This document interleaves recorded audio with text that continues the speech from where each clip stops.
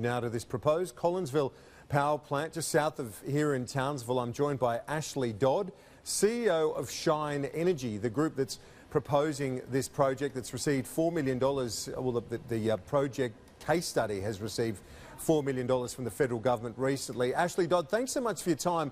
What will your involvement, what will Shine Energy's involvement be in this feasibility study, this business case study that the Prime Minister has announced?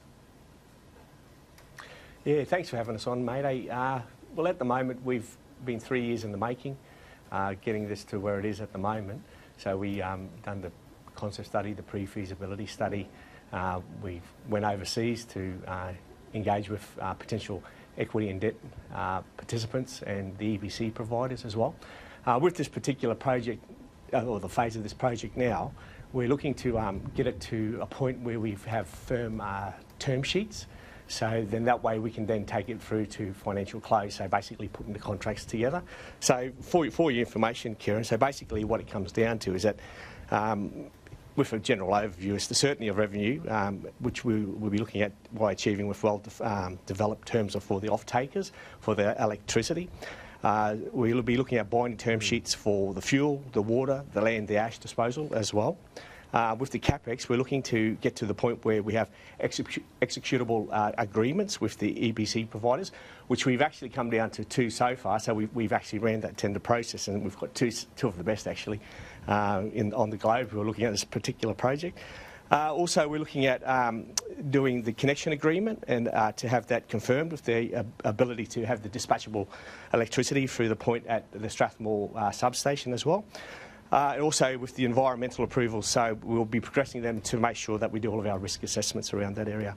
But also with the funding strategy and Ashley, the project execution plan. A taxpayer underwriting? Will it require a government underwriting of it as, say, a protection from a potential carbon price down the track? Well, listen, all I can say is that in the interest of the nation and in the industry within Australia, are we going to put our economy at risk of having a carbon tax that will actually undermine our economy? So that's the question I would have to ask you and the audience. Would you want to put your economy at risk, which basically make sure that you have the ability to fund your hospitals, fund your roads, fund your education and so forth? Well, no, we've got the actual investors out there. Globally, we had to go because, unfortunately, at the national level, they're being held to ransom by the economic terrorists, the green groups and so forth. With the underwriting, we're actually looking through the UNGI program, which we actually applied for.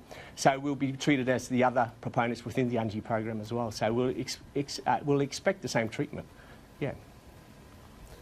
So you don't expect that there would need to be a guarantee from the government underwriting any project in Collinsville? It could stand on its own 2 feet.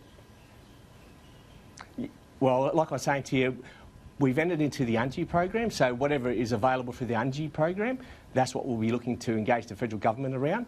But from the commercial side of things, we're looking, and we actually have got proponents who are actually looking at this project from an equity and debt point of view. The one thing as a traditional owner company, what we're looking for is actually the NAIF funding. So we'll be actually going to the federal government to look around securing debt funding for that for us. But that's one thing that we will be definitely doing as a traditional owner company. Yeah. In terms of, as you say, your traditional owner company representing the Burri Nation in around Collinsville, the critics of the project say that there's no expertise and no dollars behind Shine Energy. What do you say to those critics? Yeah, well, I say to those critics, we've put over $2 million into this project so far. And we're a private company. We've been self-funded. We have not received any grant funding from any government organisation to date. We are not funded by any outside organisation. Look, it's quite funny because a lot of these groups seem to think that because you're an Aboriginal company or a traditional owner company, you haven't got the abilities. That goes back to when, you know, they used to treat my grandfather, my father, as though they were less than because they weren't of European heritage.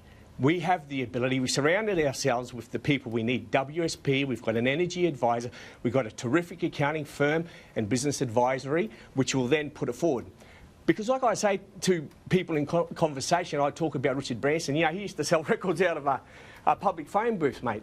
You know, and then he actually then went out and he started Virgin Atlantic. You know, he didn't go out and build the planes. He contracted Boeing. You know, we are the developers. We have got the why. We're trying to do it because we're trying to create economic prosperity for our people up home, and also trying to lift our regional Queensland communities up. So they aren't subject to the attack, the continual attack by Albanese and the Green groups. These guys want to actually, you know, implement like the collectivisation of our regional communities, push people out of our communities and send them down here to southeast Queensland and to all the major cities. I mean, he came out and he actually said that.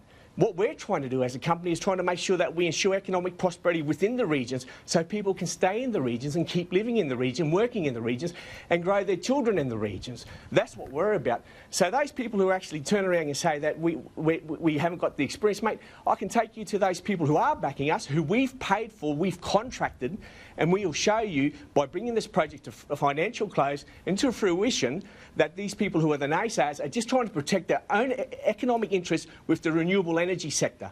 That's all they're trying to do, and also trying to establish the carbon market, which as a traditional owner company, Birri, we will not support, we will go against, because that is going to be an infringement on our traditional owner land.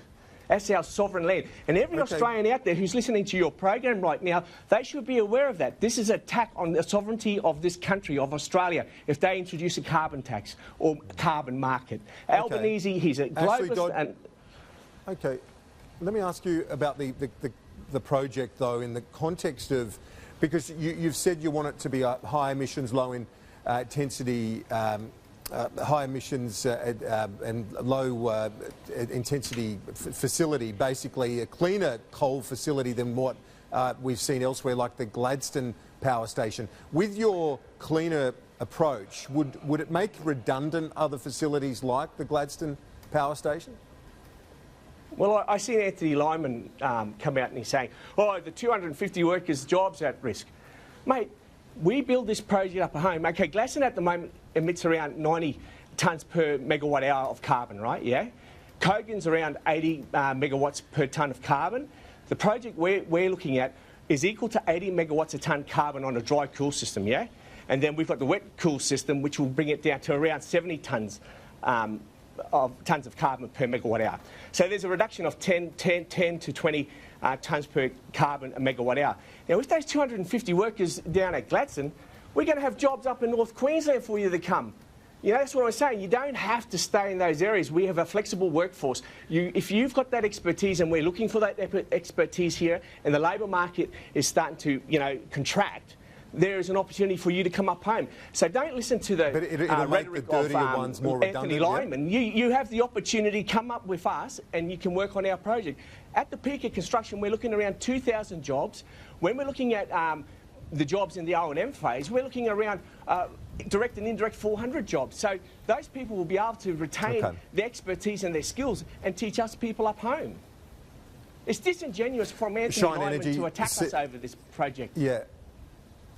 The Shine Energy Chief Executive, Ashley Dodd, I appreciate your time this afternoon and not attacking, but very much giving some time for information to be shared. And I very much appreciate your time today, Ashley Dodd. Thanks very much for that.